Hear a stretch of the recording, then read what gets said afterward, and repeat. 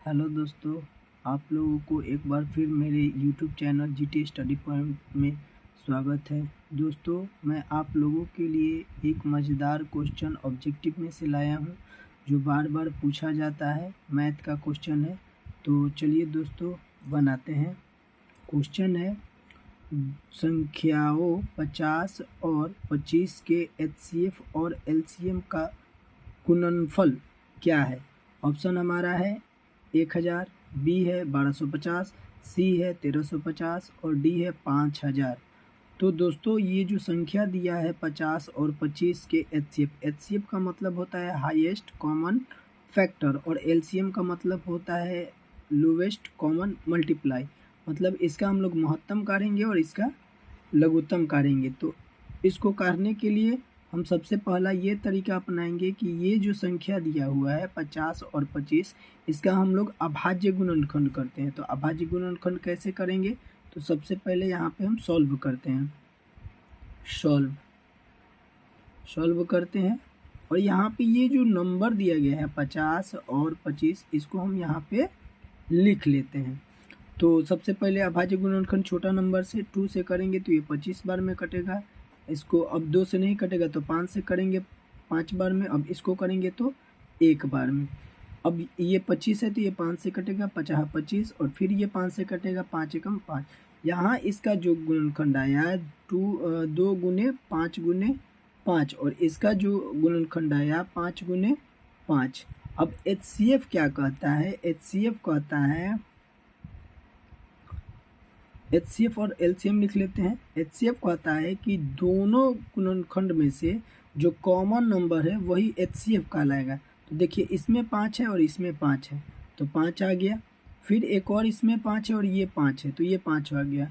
इसमें 2 है तो 2 को हम नहीं लेंगे क्योंकि 2 इसमें है इसमें नहीं है। एचसीएफ का यही रूल होता है कि दोनों में कॉमन नंबर मिलना चाहिए। ये 5 आ गया और 5 को हम मल्टीप्लाई करेंगे तो कितना आएगा, 25 आ जाएगा। अब क्या है, अब कर रहा है इसका एलसीएम निकालने के लिए। तो सबसे पहले जो नंबर मिल रहा है उसको हम लिख लेंगे कॉमन नंबर को। तो 5 मिल गया, फिर एक और 5 दोनों में है, मिल गया। अब बात रह गई 2 को। तो 2 जो है इसमें है इसमें नहीं है। तो एलसीएम का रूल होता है जो मिल जाएगा पहले उसको लिख लेंगे, और जो नहीं मिलेगा उसको भी यहाँ लिख के उसका मल्टीप्लाई कर देंगे। तब इसको हम मल्टीप्लाई करेंगे तो कितना होगा, 50 25 और 25 दूना 50, यानी कि एलसीएम मेरा आ गया 50। तो ये एलसीएम और एचसीएफ नहीं पूछा, ये पूछ रहा था कि गुणनफल क्या है। तो इन दोनों का गुणनफल, तो यहाँ लिखेंगे एचसीएफ गुने एलसीएम बराबर 25 गुने 50। अब गुना करेंगे तो कितना आ जाएगा, 25 पचे 125, यानी कि 1250। देखिए तो फ्रेंड्स, इसमें 1250 है, यस, बी नंबर यानी कि मेरा करेक्ट आंसर है। दोस्तों, अगला एक और मज़ेदार क्वेश्चन है जो बार बार हमेशा पूछा जाता है। यहाँ पे दिया गया है कि रूट अंडर 10 गुने रूट अंडर 15 किसके बराबर है। ऑप्शन है मेरा 5 रूट 6 के बराबर, 6 रूट 5 के बराबर, 30 रूट के बराबर या 25 रूट के बराबर।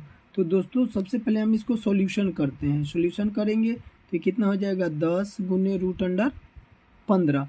अब देखिए दोस्तों, यहाँ पे क्या है, ये ना रूट का मतलब होता है वर्गमूल, इसका वर्गमूल निकाल। तो 10 का वर्गमूल नहीं निकलेगा और 15 का वर्गमूल नहीं, और दोनों जो नंबर है हमारा दोनों रूट के अंदर है। तो इसके लिए हम लोग करते क्या है कि इन दोनों को, जब दोनों नंबर रूट में रहे, इन दोनों को हम लोग गुना कर देते हैं। तो 15 में 10 से गुना करेंगे तो कितना आ जाएगा, 10 गुने 15। अब इसको हमको क्या करना है, गुना करना है। तो 15 दहा 150 हो गया। अब 150 हो गया, 150 तो ऑप्शन में है नहीं मेरा। अब करेंगे क्या, ये जो नंबर दिया गया है इसको हम फैक्टर कर देते हैं, अभाज्य गुणनखंड कर देते हैं। तो अभाज्य गुणनखंड करेंगे तो वही होगा, 2 से काटेंगे तो ये 75 बार में कटेगा। अब तो ये 2 से नहीं कटेगा, 3 से काटेंगे तो ये 25 बार में कटेगा। अब ये 3 से नहीं कटेगा तो 5 से कटेगा 5 बार में, और ये 5 से कटेगा 1 बार में। यानी कि मेरा जो 150 का जो गुणनखंड आया वो आया 2 गुने 3 गुने 5 गुने 5। वर्गमूल का दोस्तों एक रूल होता है कि अगर कोई नंबर रूट में जोड़ा मिले, जोड़ा पेयर मिले, तो उसका एक हम लोग बाहर कर लेते हैं, यानी कि उसका वर्गमूल निकल जाता है।